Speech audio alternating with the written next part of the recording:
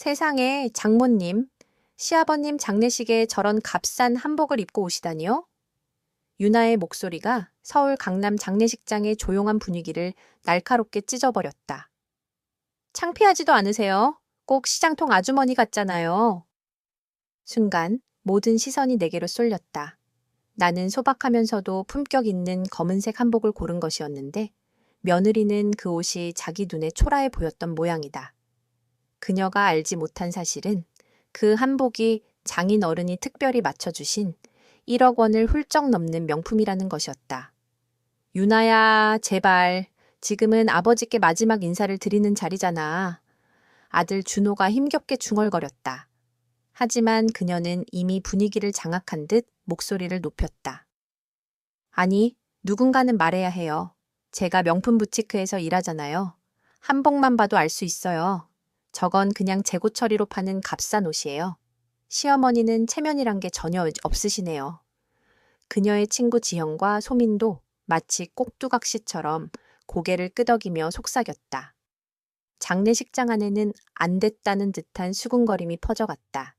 나는 두 손을 가지런히 모으며 그녀의 독서를 가슴 깊이 새기는 척했다. 가엾은 아버님, 하늘에서 보시면 얼마나 기가 막히시겠어요. 부인 되신 분이 이토록 성의 없는 차림으로 마지막을 함께하다니. 눈물이 차올랐지만 슬픔 때문이 아니었다. 치밀어 오르는 분노를 억누른 눈물이었다. 그녀는 모른다. 내가 그녀가 일하는 바로 그 브랜드의 대표라는 사실을. 내 도장 하나면 그녀의 퇴직 처리가 끝난다는 것을. 보세요. 저런 신발 좀 보세요. 그녀는 내가 신은 검정 비단 신을 가리켰다. 재래시장 구두 같잖아요. 저라면 차라리 집에서 안 나왔을 거예요. 그 신발은 장인이 직접 제작한 장인의 혼이 담긴 작품이었다. 단돈 1,500만 원짜리. 그러나 그녀의 눈에는 그저 싸구려였다. 장모님, 제가 다음번에 중요한 자리에 입을 옷 빌려드릴게요. 제가 아는 매장이 많거든요. 가당치 않았다. 한 달에 400만 원 벌며 내 매장에서 일하는 그녀가 내게 옷을 빌려준다니. 고맙구나, 유나야. 하지만 패기치고 싶진 않구나.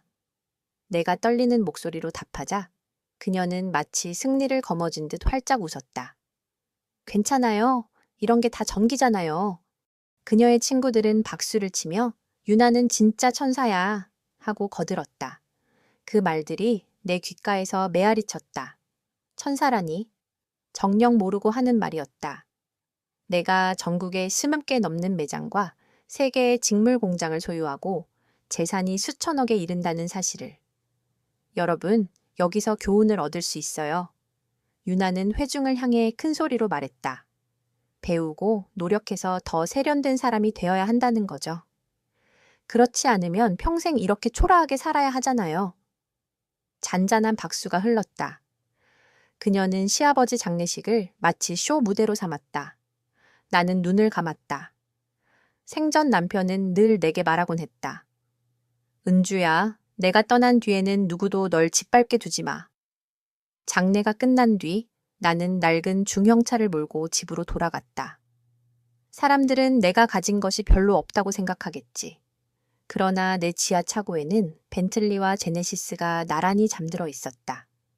오늘 하루 나는 또 하나의 복수 카드를 손에 넣었다. S클래스 벤츠와 포르쉐가 지하 주차장에 숨겨져 있다는 사실은 아무도 몰랐다. 하지만 오늘 나는 여전히 가난하고 세련됨이라고는 없는 장모, 모든 이가 알고 있다고 믿는 은주로 남아야 했다. 내 소박한 아파트에 도착해 억대짜리 맞춤 비단 신발을 벗고 잔에 술을 따랐다. 편의점에서 산 막걸리라고 생각하겠지만 사실은 수백만 원짜리 전통 안동 소주였다. 세상은 내가 값싼 종이팩 소주를 마시는 여자로만 알고 있었다. 휴대폰이 울렸다. 딸 혜진이었다. 엄마, 오늘 일 정말 죄송해요.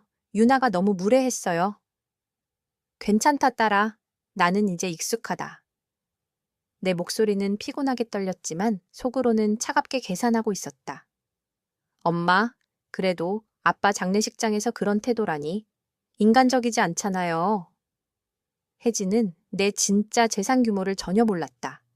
나는 오래전부터 자식들에게조차 진실을 숨기기로 했었다. 그 편이 안전했고 사람의 본심을 확인하기도 쉬웠으니까. 내일 준호 오빠랑 꼭 얘기할게요. 유나가 엄마를 그렇게 대하는 건 말이 안 돼요. 안 된다. 괜히 그 집안에 불화만 키운다. 그러나 불씨는 이미 타오르고 있었다. 나는 서재로 향했다.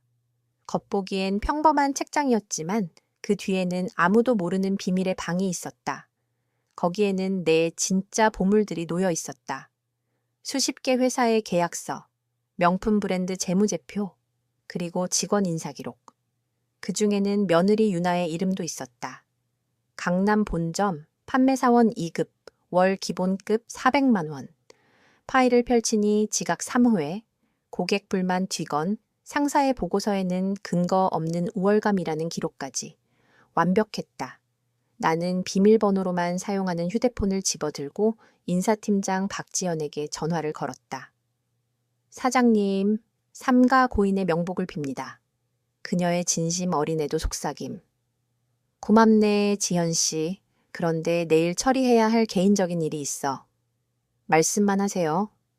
직원 김유나, 최근 6개월 근태와 고객 응대 전부 검토해. 문제 있으면 문서화해 두도록. 알겠습니다. 징계 준비 들어가겠습니다. 바로 실행은 하지 마. 때가 올 때까지. 전화를 끊고 이탈리아 가죽 의자에 앉아 오늘 하루를 곱씹었다. 유나가 벌인 공개 망신극은 그저 전체 요리일 뿐이었다. 진짜 요리는 이제 시작이었다.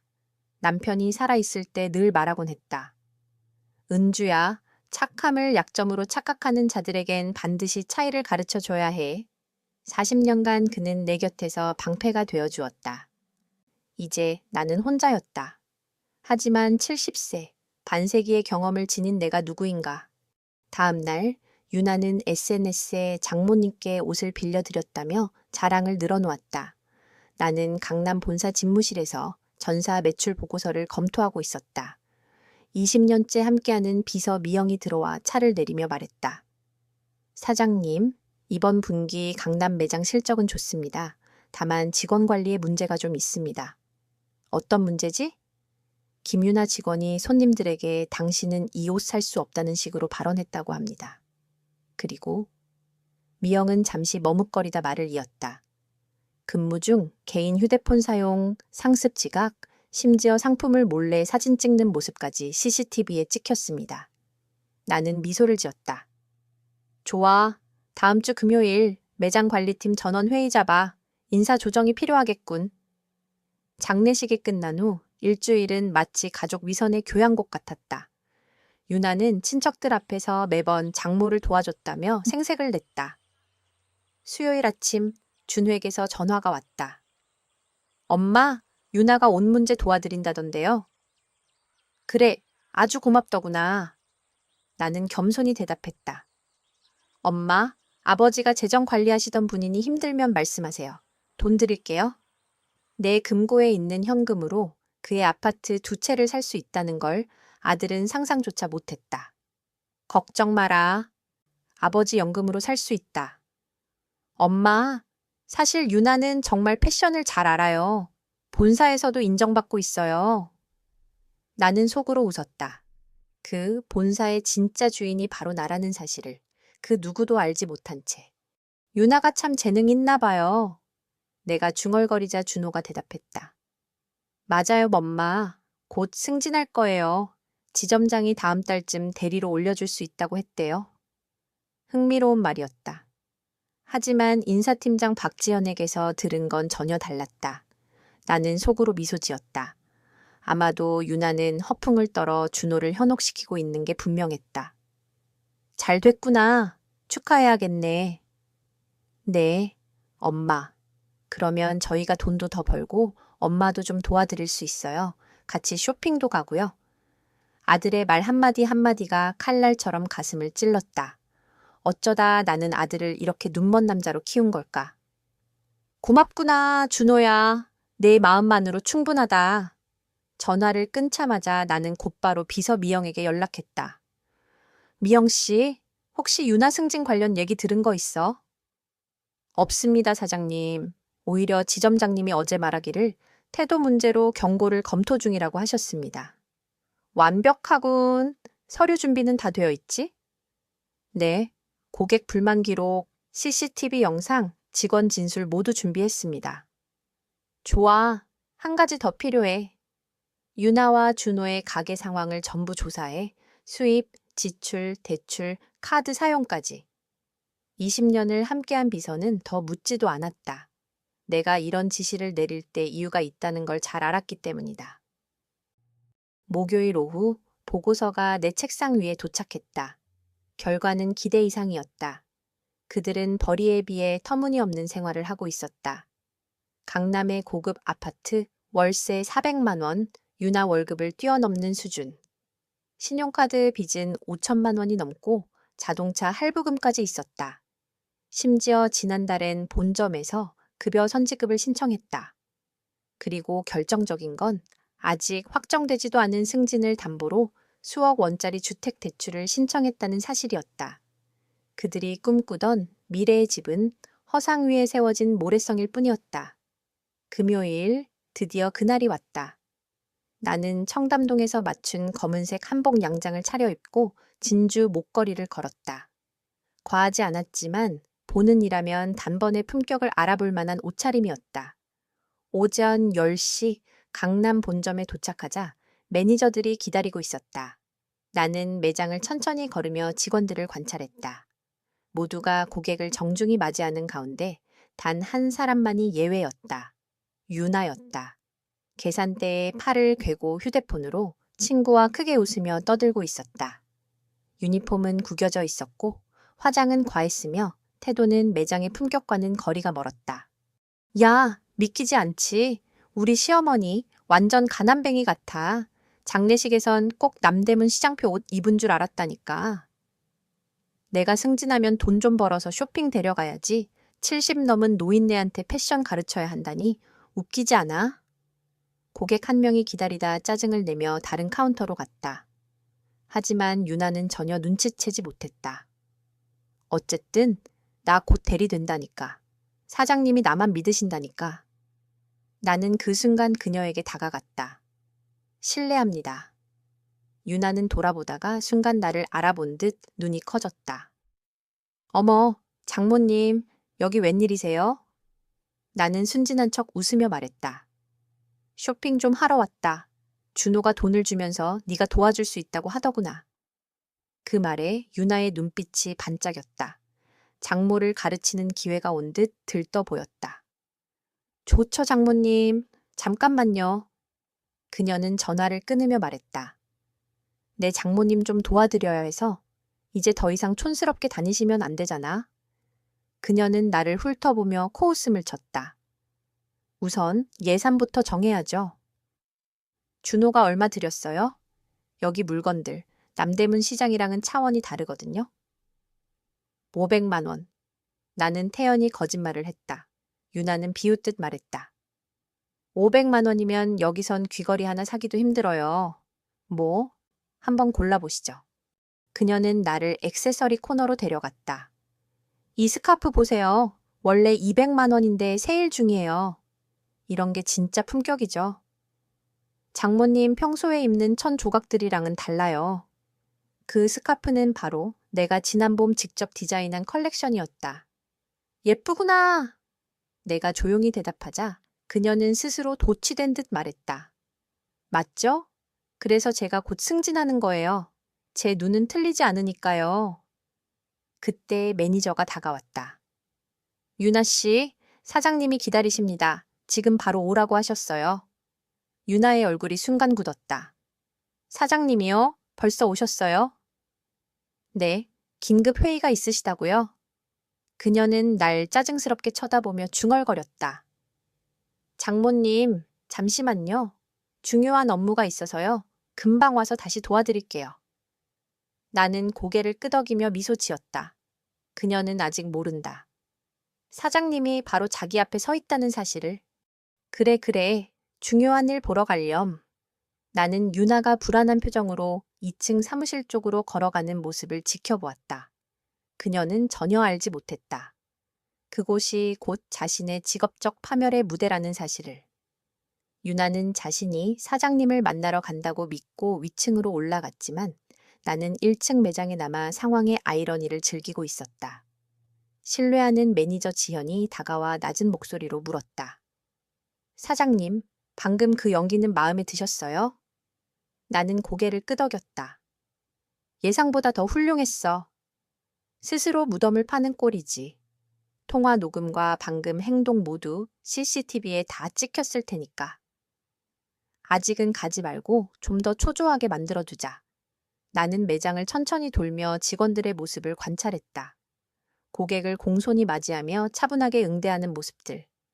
단, 방금 위층으로 올라간 한 사람만 빼고 나는 6개월 전 새로 뽑은 신입 직원 소연에게 다가갔다. 저기, 아가씨. 나는 평범한 손님인 척 말을 걸었다. 아까 여기 있던 곱슬머리 여자 직원 서비스는 어땠어? 소연이 잠시 주저하다가 대답했다. 아, 유나 씨 말씀하시나요? 동료에 대해 말하기가 좀 그냥 궁금해서 그래. 자신감이 많아 보이더구나. 사실 전 손님 응대만 잘해드리고 싶습니다. 뭘 도와드릴까요? 나는 속으로 감탄했다. 외교적이고 충성심 있는 태도. 내가 원하던 인재상이었다. 그럼 근무한 지는 얼마나 됐지?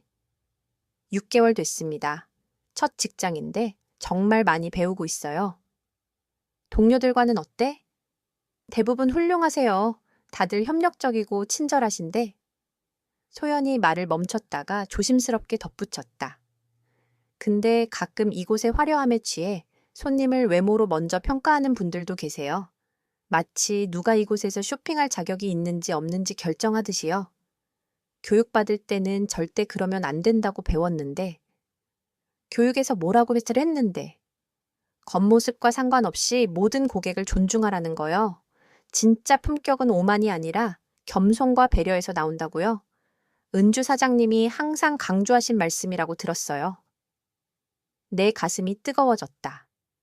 최소한 소영 같은 직원들은 내 가치를 제대로 이어가고 있었다. 사장님은 현명한 분 같네. 네, 직접 뵌 적은 없지만 다들 존경해요. 밑바닥에서 시작해서 노력으로 지금 제국을 세우셨다고요? 그 순간 유나가 계단을 내려오고 있었다. 얼굴에는 혼란이 가득했다. 장모님, 아직 아무도 응대 안 했어요? 서비스가 왜 이래요? 나는 곧장 대답했다. 아니야, 이 아가씨가 아주 잘 도와줬어. 유나는 소연을 위아래로 훑으며 비웃듯 말했다. 아, 얘는 신입이에요. 아직 아는 것도 없고. 제가 여기서 오래 일했잖아요. 제가 전문가예요. 소연은 조용히 물러났지만 그 눈빛은 이미 유나의 본 모습을 정확히 꿰뚫고 있었다. 사장님은 찾았니? 내가 순진한 척 물었다. 아, 방금 자리에 안 계시던데요. 아마 제 승진 이야기 하려고 부르신 것 같아요. 항상 저한테 중요한 얘기는 직접 하시거든요. 그녀의 거짓말은 끝없이 이어졌다. 그럼 기다리면서 나도 옷 좀 보자꾸나. 좋아요, 장모님. 근데 중요한 얘기 하나 드릴게요. 제가 대리로 승진하면 매장 서비스 시스템을 확 바꿀 거예요. 어떤 걸 말이냐? 예를 들어, 손님들도 드레스 코드를 지켜야 한다고 생각해요. 아무나 편하게 들어오면 매장의 격이 떨어지잖아요. 진짜 고객들은 불편해해요. 그러니까 기준에 못 미치면 정중히 다른 매장으로 가시라고 말씀드릴 거예요. 나는 작게 중얼거렸다. 흥미로운 철학이구나. 그렇죠? 사장님도 분명 저를 자랑스러워 하실 거예요. 성과급도 주실 거고요. 그녀는 나를 데리고 매장의 가장 비싼 구역으로 향했다. 아이러니하게도 바로 내가 직접 디자인한 최고급 한복 드레스 라인이었다. 이거 보세요. 최소 700만 원에서 2천만 원까지 해요. 당연히 장모님 수준엔 안 맞겠지만 유나는 샴페인빛 비단 드레스를 집어들었다. 금실 자수가 수놓아진 내 대표작이었다. 이게 진짜 명품이에요. 저도 비슷한 거 하나 집에 있어요. 중요한 고객이 제 서비스에 감동해서 선물로 주신 거죠. 또 다른 거짓말. 우리 회사는 직원이 선물 받는 걸 철저히 금지하고 있었다. 아름답구나. 내가 고개를 끄덕였다. 네. 하지만 장모님은 이런 건 어울리지 않아요. 훨씬 현실적인 걸 찾아야죠. 그녀는 나를 데리고 뒤쪽 코너로 갔다. 지난 시즌 재고 세일 코너였다. 여기 보세요. 이 회색 원피스는 50만 원이에요. 장모님 연세엔 딱이죠. 나는 옷을 집어들며 물었다. 내 생각엔 이게 어때 보이니? 솔직히 별건 아니지만 장모님 같은 분이라면 괜찮죠? 어차피 고급 드레스는 소화도 못 하시잖아요. 유나의 말은 날 아프게 했다. 하지만 그녀가 생각한 이유 때문은 아니었다. 내 회사를 대표하는 사람이 저토록 잔인하고 피상적이라는 사실이 더 아팠다. 나는 조용히 말했다. 유나야, 내 말이 맞을지도 모르지. 난 세련됨이라고는 없는 사람이야. 그녀의 입가에 승리의 미소가 번졌다. 인정하시는군요. 그게 발전의 시작이에요. 나는 시선을 고정한 채 물었다. 근데 만약 누군가가 겉으론 가난해 보여도 사실은 큰 부자인 경우라면 넌 어떻게 대할 거니? 어머, 장모님, 그건 드라마에나 나오는 얘기죠. 돈 있는 사람은 절대 그렇게 안 해요. 진짜 부자들은 다 티내고 싶어 하잖아요. 명품 가방, 고급 외제차 타고 나타나고요. 그게 현실이에요. 논리가 참 명확하구나. 그래서 제가 이 일을 잘하는 거예요. 사람만 보면 알죠. 누가 살 수 있고 누가 못 사는지. 그때 내 비서 미영이 조용히 매장 안으로 들어왔다. 사장님, 위에서 기다리고 계십니다. 그녀가 정중히 말했다. 유나는 당황한 듯 물었다. 실례지만 누구시죠? 저는 은주 사장님의 개인 비서입니다. 유나는 어이없다는 듯 웃으며 말했다. 우리 장모님이 사장님하고 무슨 상관인데요? 나는 고개를 끄덕였다.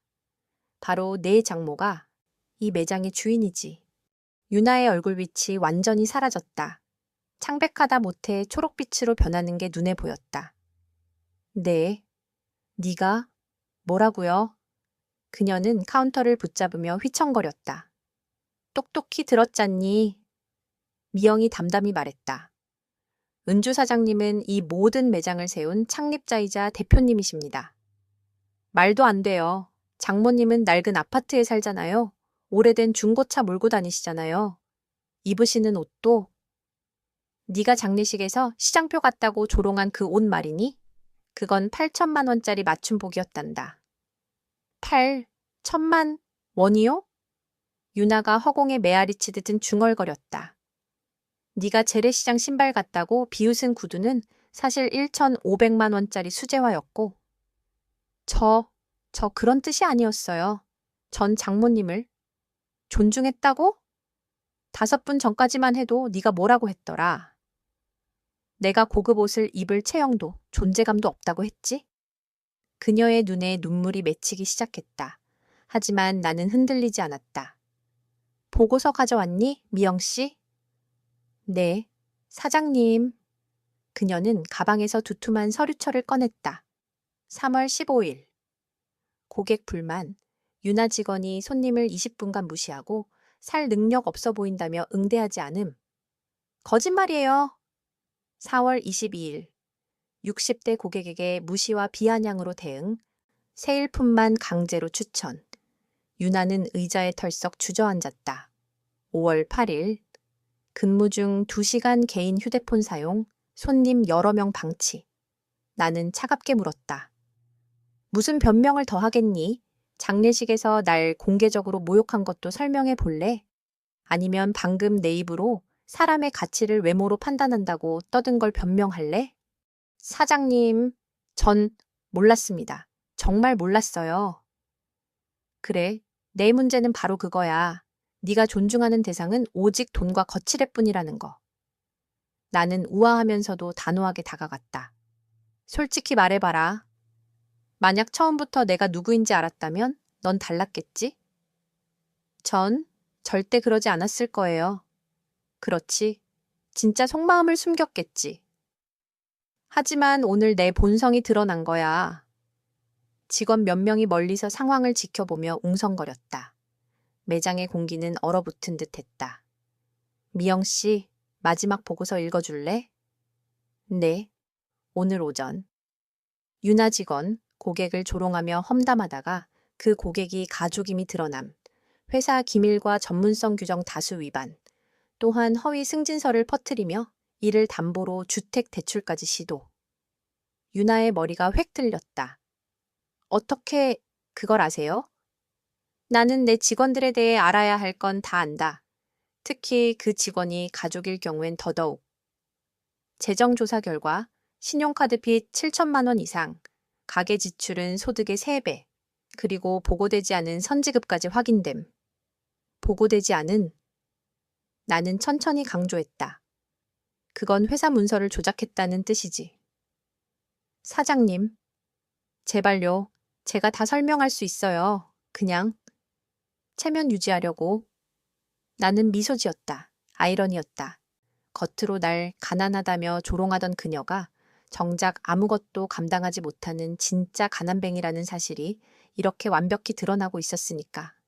유나, 내 목소리는 더 차갑게 가라앉았다. 내가 화난 건 네가 내가 누군지 몰랐다는 사실이 아니야.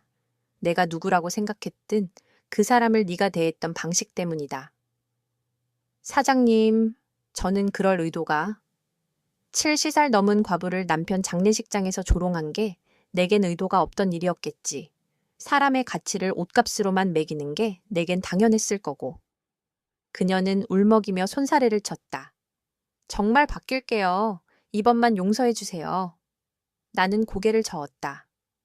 유나야, 넌 32이지? 이 나이까지 기본적인 존중조차 배우지 못했다면 앞으로도 못 배운다. 하지만 전 가족이에요. 며느리잖아요. 그래서 더 용서할 수 없는 거다. 비서 미영이 서류철을 내밀었다. 해고 서류입니다, 사장님. 나는 그것을 펼쳐 유나 앞에 내밀었다. 오늘부로 계약 해지다. 안 됩니다. 제발요. 저희는 빚도 있고 새 집도 계약했어요. 그 새 집? 없는 승진을 담보로 꾸민 허상 말이냐? 그녀는 바닥에 무릎을 꿇으며 흐느꼈다. 다시 기회를 주세요. 제발. 너는 이미 수없이 기회를 받았어. 고객들을 무시하지 않을 기회, 장례식에서 인간적인 태도를 보일 기회. 하지만 넌 매번 잔인함을 택했지. 나는 시선을 돌려 말했다. 미영 씨, 보안팀 불러. 네, 사장님. 유나는 절규하듯 외쳤다. 안 돼요. 전 가족이에요. 가족끼리 이럴 순 없어요. 가족이라면 서로를 존중했어야지. 하지만 넌 그걸 스스로 끊어냈다. 제발, 준호를 생각해서라도. 네가 그 아이의 어머니를 공개적으로 짓밟은 순간 이미 그 결혼도 무너진 거다. 그녀는 마지막 희망처럼 외쳤다. 남편이 날 미워할 거예요. 이해 못할 거예요.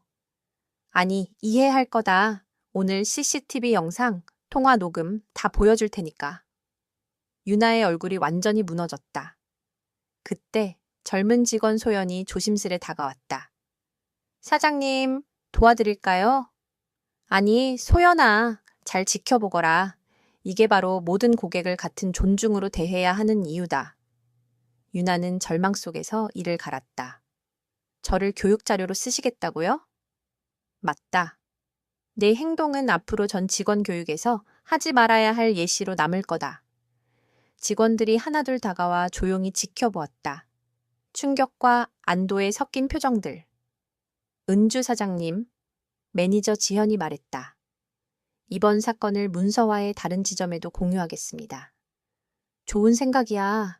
모든 지점이 알아야 해. 고객을 무시하면 어떤 결과가 오는지. 지현 매니저, 전 열심히 했잖아요. 제가 얼마나? 유나 씨, 경고도 수차례 했습니다. 특히 나이 드신 손님들께 무례한 태도 말입니다. 하지만 끝내 바꾸지 않았죠. 나는 마지막으로 차갑게 물었다. 왜 날 그렇게 대했니?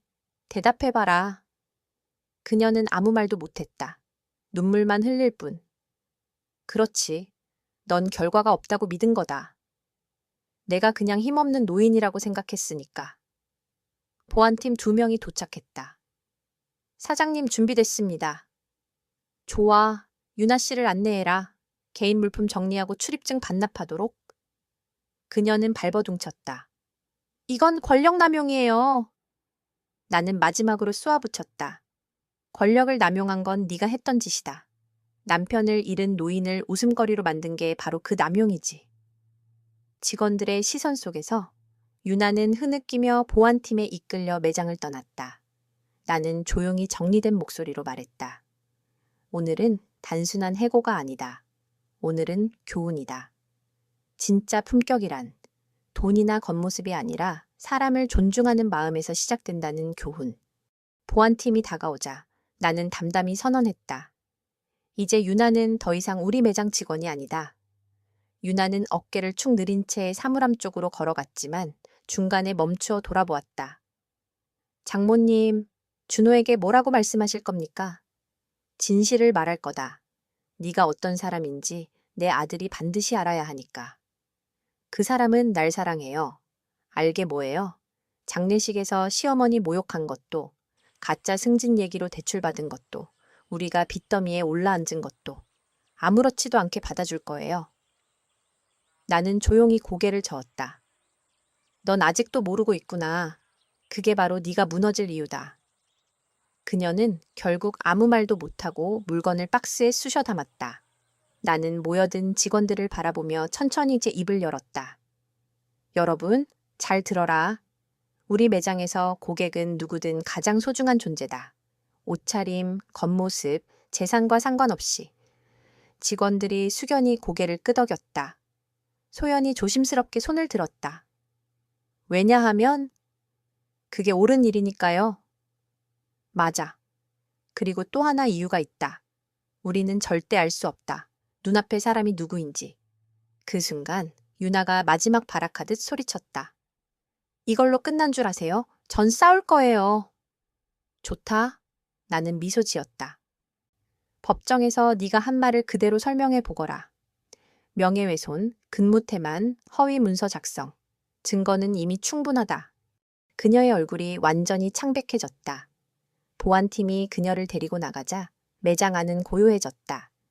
남아있던 직원들의 눈빛에는 존경과 두려움이 동시에 비쳤다. 오늘 큰 교훈을 얻었길 바란다. 매니저 지현이 다가왔다. 사장님, 인사팀에 바로 교체 채용 절차 들어가도록 하겠습니다. 좋아. 하지만 이번엔 반드시 인성, 고객 존중을 철저히 검증해라. 그리고 소연은 즉시 승진시켜라. 오늘 보여준 태도는 본보기가 될 만하다. 소연은 얼굴이 붉어지며 고개를 숙였다. 감사합니다, 사장님. 고마워할 건 없다. 책임이 더 커질 뿐이니까.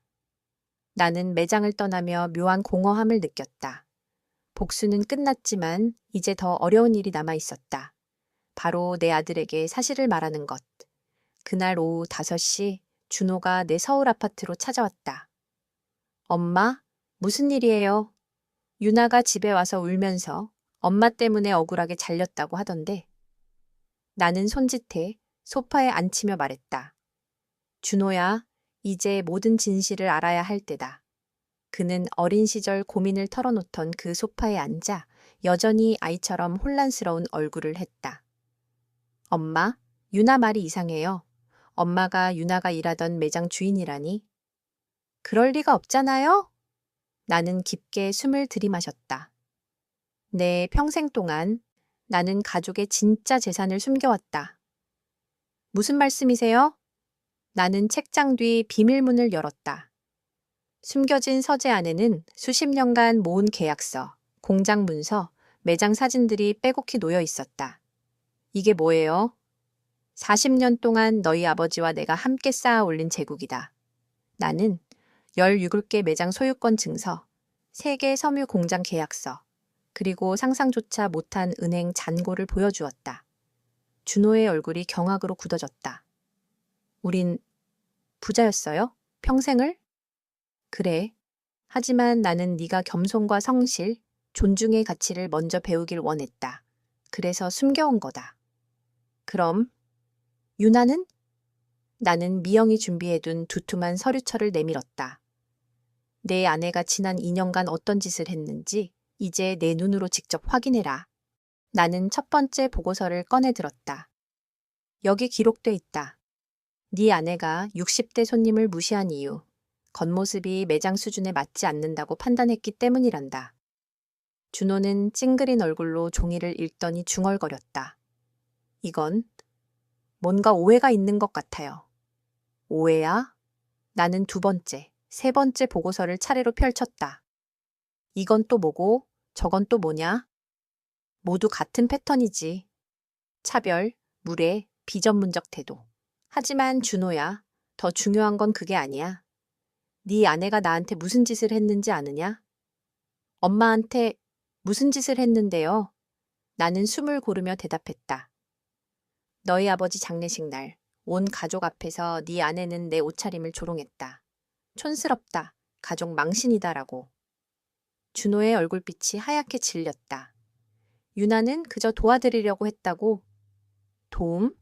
날 불쌍하다 하고 거지 같다고 말하는 게 도움이냐? 준호야, 넌 그때 날 변호하지도 않았지. 왜냐면 네 아내 말이 맞다고 생각했으니까. 그는 말끝을 흐렸다. 나는 또 다른 서류를 꺼냈다. 오늘 알게 된 사실도 있다. 네 아내가 없는 승진을 꾸며내 거짓 대출을 신청했다는 것. 그걸 어떻게? 나는 사업가다, 준호야. 나를 건드린 사람은 끝까지 조사한다. 나는 카드빚, 과소비, 선지급 요청 내역이 적힌 문서를 펼쳤다. 너희 둘은 이미 빚더미에 올라앉아 있다. 그럼에도 겉으론 부자인 척하며 남을 비웃고 준호는 두 손으로 얼굴을 감쌌다. 세상에 내 아내가 이렇게 이제 네가 선택해야 한다. 어떤 남편, 어떤 아들로 살지. 엄마, 그래도 그녀는 제 아내예요. 그리고 난 내 어머니다. 널 키우고 가르친 사람. 존중과 품격이 무엇인지 몸소 보여준 사람. 준호는 한참 동안 대답하지 못했다. 엄마는 내가 어떻게 하길 바라세요? 난 아무것도 바라지 않는다. 스스로 결정해라. 다만 선택엔 결과가 따른다. 만약 제가 유나와 계속 살겠다고 하면요? 그럼 그 결과를 짊어져라. 노인을 모욕해도 된다고 생각하는 여인과 사는 결과를.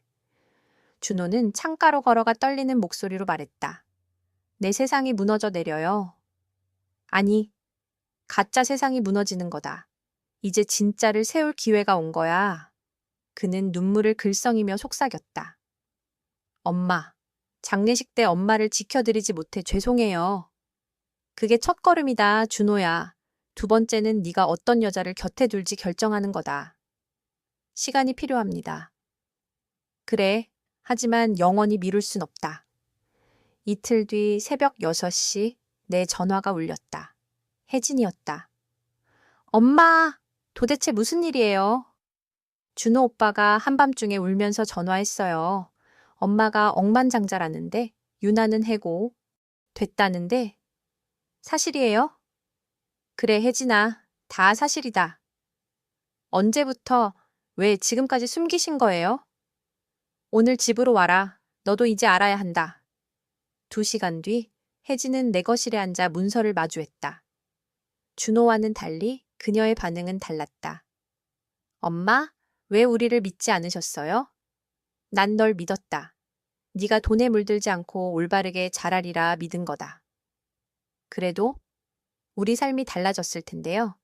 더 좋은 대학, 더 좋은 기회.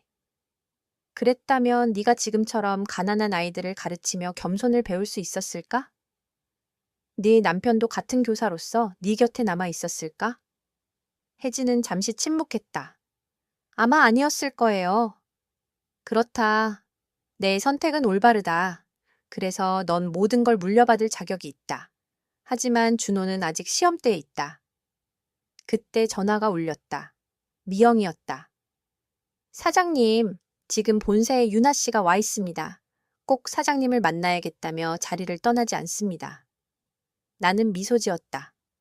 마침내 마지막 장면이 기다리고 있구나. 나는 혜진을 바라보며 말했다. 네, 올케를 진짜 모습으로 보고 싶니? 무슨 뜻이에요? 유나가 지금 본사 집무실에 와 있다. 아마도 제발 용서해달라며 애원하려고 온 거겠지. 저도 같이 갈래요. 좋다. 네가 직접 확인해야 한다. 네 오빠가 어떤 여자를 아내로 택했는지. 1시간 뒤 우리는 서울 강남 본사 내 집무실에 도착했다. 대리석 바닥, 천장까지 닿는 창문 너머로 펼쳐진 도심 정형, 맞춤 가구와 한국 작가의 원화들이 공간을 채우고 있었다. 엄마, 숨이 막힐 정도예요. 혜진이 속삭였다. 40년의 땀과 눈물이 이 자리에 쌓인 거란다. 로비에서 미영 비서가 다가와 보고했다. 사모님, 지금 대기실에 있습니다. 아침 8시부터 앉아 있으면서 억울함을 풀어달라. 떠나지 않겠다 말만 되풀이합니다. 좋아. 5분 뒤 내 방으로 들여보내라. 혜진은 내 옆자리에 앉아 상황을 지켜볼 준비를 했다. 곧 문이 열리고 유나가 들어왔다. 장례식 때의 오만함은 사라지고 다크서클이 깊이 내려앉은 얼굴, 번진 화장, 구겨진 옷차림으로 마치 며칠을 뜬 눈으로 보낸 사람 같았다. 대표님, 이렇게 뵐 기회를 주셔서 감사합니다. 저 큰 잘못을 했지만 제 사정을 이해해 주셔야 해요. 앉아라. 유나. 그제야 그녀는 옆에 앉은 혜진을 보고 얼굴이 굳었다. 혜진 씨, 왜 여기에? 언니의 진짜 모습을 배우고 있어요. 혜진의 눈빛은 차가웠다. 유나는 다시 나를 향했다. 사모님, 제발 한 번만 기회를 주세요. 전 달라질 수 있어요. 어떻게 달라진다는 거지? 더 이상은 무례하지 않겠습니다. 성실히 고객을 대하겠습니다. 교육도 받고 치료도 받고 뭐든 하겠습니다. 나는 차분히 물었다. 좋다. 그럼 스스로 인정하는 잘못을 말해보아라. 유나는 잠시 머뭇거리다 대답했다. 업무 시간에 휴대폰을 쓴 것, 가끔 지각한 것, 그리고 장례식장에서 말을 좀 심하게 한 것. 그 정도예요. 혜진과 나는 동시에 눈빛을 교환했다. 그녀는 여전히 본질을 모르는 눈치였다. 유나야, 너 정말 장례식에서의 일을 도움이었다고 생각하니? 저는 시어머님의 이미지를 위해 조언하려고 했던 건데. 혜진이 끊었다. 그게 조언이야? 모두 앞에서 공개적으로 모욕하는 게? 전 그냥 솔직했을 뿐이에요. 나는 고개를 끄덕이며 말했다. 바로 그거다. 네 진짜 문제는 네가 잘못을 했다는 인식조차 없다는 거지. 아닙니다, 사모님. 전 진심으로 뉘우쳐요. 하지만 집도 빚도 준호도 모든 게 제 손에 달려 있어요. 잃으면 안 돼요. 나는 낮게 중얼거렸다. 흥미롭군. 내 입에서 가족을 아프게 했다는 말은 끝내 안 나오는구나. 오직 내 사정, 내 손익만 있을 뿐. 유나의 눈물이 쏟아졌다. 한순간의 실수였어요. 평생 벌 받을 일은 아니잖아요. 실수? 혜진이 자리에서 일어나 목소리를 높였다. 남편 장례식장에서 70살 된 시어머니를 모욕하는 게 실수라고? 나는 서류철을 꺼내 책상 위에 내려놓았다. 이건 가족 모임 때마다 네가 남긴 말들이다. 내 옷이 촌스럽다. 우리 집이 초라하다. 내겐 그저 농담이었겠지. 하지만 그게 네 진짜 마음이야. 유나는 다급히 혜진을 향해 고개를 돌렸다. 제발 말 좀 해줘. 우리 가족이잖아. 도와줘. 가족이라면 최소한 서로를 존중해야지. 넌 그걸 몰랐어. 혜진은 단호했다. 나는 천천히 자리에서 일어나 유나 쪽으로 걸어갔다. 유나야, 30대가 되도록 남을 존중하는 법을 배우지 못했다면 넌 앞으로도 못 배운다. 그건 불공평해요. 불공평? 정말 불공평한 건 가장 힘든 날에 늙은 여인이 가족 앞에서 공개적으로 수치를 당해야 했다는 사실이지. 유나는 더 이상 반박하지 못했다. 흐느끼며 의자에 웅크려 앉을 뿐이었다. 내게 마지막 기회를 주겠다. 품위 있게 끝낼 수 있는 유일한 방법이다. 유나의 눈빛에 희망이 스쳤다. 뭐든 할게요. 뭘 하면 되나요? 나는 냉정하게 대답했다. 준호에게 진실을 말해라. 네가 왜 그와 결혼했는지, 우리 가족을 어떻게 여겼는지, 승진을 꾸며낸 이유까지 모두. 유나는 말을 잇지 못했다. 방 안은 무겁게 가라앉았다. 내가 뭘 해야 하는지 아니, 유나? 내 목소리는 낮지만 단호했다. 집으로 돌아가 준호 앞에 앉아 네가 어떤 사람인지, 무슨 거짓을 꾸며왔는지, 왜 그렇게 했는지 전부 말해라. 그러면 다시 일할 기회를 주시나요? 아니, 유나의 얼굴이 무너졌다. 그럼 도대체 무슨 의미가 있어요? 옳기 때문이다. 단 한 번이라도 네가 옳은 선택을 해본다면 그게 내 구원이다. 하지만 전일이 필요해요. 다른 데서 구하겠지. 하지만 내 회사에서는 다시는 못 일한다. 만약 준호가 저를 떠난다면요? 그건 준호가 진실을 다 알고 내리는 선택이다. 유나는 패배한 얼굴로 자리에서 일어섰다. 이제 완전히 끝내셨네요. 저를 철저히 망가뜨렸어요. 아니, 넌 스스로 무너진 거다. 난 더 이상 내 희생양이 아니란 것뿐. 그녀가 떠난 뒤 혜진과 나는 잠시 침묵에 잠겼다. 엄마, 오빠가 결국 언니를 떠날까요? 난 몰라. 하지만 만약 붙잡는다면 내가 키운 아들이 아니란 걸 알겠지. 그날 밤 준호에게 전화가 왔다. 목소리는 지쳐 있었지만 한층 단호했다. 엄마, 유나가 모든 걸 털어놨어요. 직장 거짓말, 빚, 그리고 우리 가족에 대한 본심까지. 결혼 내내 엄마는 저한테 어울리지 않는 사람이라고 생각했다는 것도요. 내 가슴이 조금 아려왔다. 그랬구나. 엄마, 제가 너무 눈이 멀어 있었어요. 장례식 때 엄마를 지켜주지 못해서 죄송해요. 이제 어떻게 할 거니? 이미 말했어요. 이혼하자고. 안도와 슬픔이 동시에 밀려왔다. 마음이 어떠니? 폐허 같아요. 그런데 이상하게도 홀가분해요. 짐이 벗겨진 것 같아요. 그게 정상이다. 내일 와라. 이야기 나눌 게 많다. 다음 날 두 아이가 모두 내 거실에 앉아 있었다. 이제 비밀은 사라지고 모든 진실이 드러난 순간이었다. 엄마, 준호가 입을 열었다. 장례식 때뿐 아니라 그동안 엄마가 우리를 위해 해오신 걸 제대로 보지 못한 것 다 사과드리고 싶습니다. 저도요. 혜진이 덧붙였다. 엄마가 비밀을 지킨 게 원망스러웠는데 이제 알겠어요. 돈보다 더 귀한 가치를 주셨다는 걸. 나는 미소 지었다. 사과는 고맙지만 필요 없다. 너희는 가진 정보 속에서 최선을 다했을 뿐이니까. 그럼 이제 어떻게 해야 하나요? 준호가 물었다. 나는 준비해둔 두꺼운 서류철을 꺼냈다. 이제 너희 몫의 상속을 배울 시간이다. 나는 수십 년간 준비해온 문서를 펼쳐 보였다. 준호, 너는 매장과 공장을 상속받는다. 단, 조건이 있다. 5년 동안 매장에서 평직원으로 일하며 모든 걸 배워야 한다. 고객을 직접 대하고 직원들의 존경을 얻고 땀으로 쌓아 올리는 법을 경험해야 한다. 준호는 고개를 숙이며 대답했다. 알겠습니다. 받아들이겠습니다. 혜진, 너는 부동산과 금융자산을 상속받는다. 단, 일부를 저소득, 아이들 교육을 위한 장학재단에 써야 한다. 혜진의 눈가가 젖었다. 엄마, 완벽해요. 제가 꼭 그렇게 하겠습니다. 나는 마지막으로 강조했다. 그리고 둘 다 절대 잊지 마라.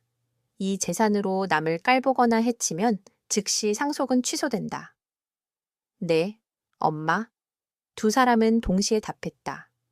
6개월 후 강남 본사 내 내 집무실에서 월간 보고서를 보던 중 미영 비서가 미소를 지으며 말했다. 사장님, 손님이 오셨습니다. 직접 보시는 게 좋을 것 같아요. 문이 열리자 준호가 들어왔다. 그런데 평소와 달랐다. 그는 청담동 매장의 평사원 유니폼을 입고 있었다. 눈빛은 달라져 있었고 진심 어린 미소가 번졌다. 엄마, 직원 한 명이 잠깐 얘기해도 될까요?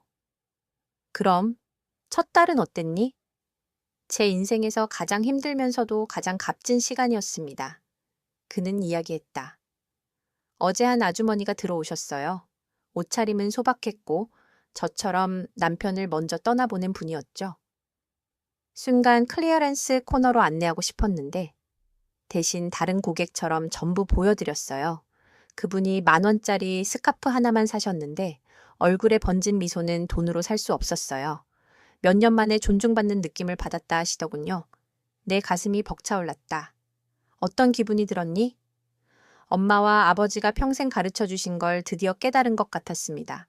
나는 조용히 속삭였다. 네, 아버지가 살아 계셨다면 지금 내 모습이 자랑스러우셨을 거다. 엄마는요? 저 프라우드하세요? 그럼 이루 말할 수 없이 자랑스럽다. 그는 내 손을 꼭 잡았다. 엄마, 고마워요. 저를 그런 여자 곁에 두지 않으신 것, 그리고 진짜 사랑이란 함께하는 일을 지켜주는 거라는 걸 알려주신 것. 잠시 침묵이 흘렀다. 그리고 그는 덧붙였다. 유나는 지금 백화점에서 일하고 있다더군요. 경제적으로 힘들다지만 이제 제 책임은 아니죠. 불쌍하진 않니? 제가 잃은 건 시간뿐이에요. 하지만 그 대가로 진짜 눈을 뜬 거니까요. 3개월 뒤 예상치 못한 전화가 걸려왔다. 수화기 너머로 들려온 목소리. 사장님, 저 유나예요. 대표님, 아마 저와 이야기하고 싶지 않으실 거라는 거 알아요. 그래도 꼭 전하고 싶었습니다. 수화기 너머 유나의 목소리는 떨리고 있었다. 무슨 말을 하고 싶은데? 감사 인사를 드리고 싶어요. 제 인생에서 가장 혹독한 교훈을 가르쳐 주셔서요. 행동에는 반드시 결과가 따른다는 걸, 그리고 그게 얼마나 무거운 건지 알게 됐습니다. 그렇다면 네가 배운 게 뭐지? 존중은 돈에 많고 적음에서 나오는 게 아니란걸요. 진짜 품격은 남을 어떻게 대하느냐에서 드러나는 거예요. 특히 나에게 아무 도움도 안 되는 사람을 어떻게 대하는지에서요. 나는 잠시 침묵하다가 고개를 끄덕였다. 그래, 그걸 깨달았다면 다행이다. 전 여전히 용서를 받을 자격이 없는 사람이라는 거 알아요. 하지만 사모님께 상처 드린 걸 진심으로 후회합니다. 그날 이후로 제 삶은 많이 달라졌어요. 가르침 덕분에 조금은 더 나은 사람이 되고 있습니다.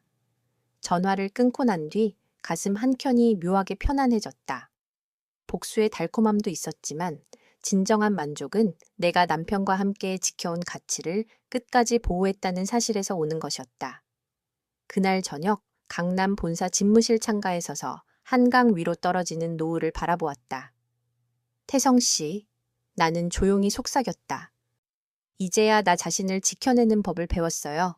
그리고 우리 아이들 걱정하지 않아도 돼요. 다 잘 해낼 겁니다. 정의는 단순한 복수가 아니라 교육으로 완성되었다. 그것이 내 남은 생애에서 가장 중요한 교훈이었다.